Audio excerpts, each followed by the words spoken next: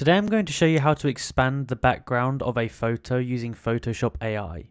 So, first of all, what you want to do is click on the layer you want to expand.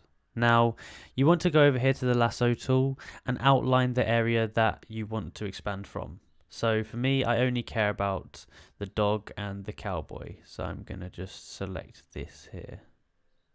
Nice. Now you want to right click, select inverse. Now at the bottom there's this thing that says generative fill. Click that. And now in this box you want to type what you want to be in there.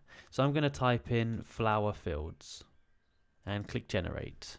Now if you have a slow computer this can take a while, but if your computer's faster it will be quicker. And here you go, it's created some results. Now if you go to the right here they will give you 3 different options and you can select which one you like the most.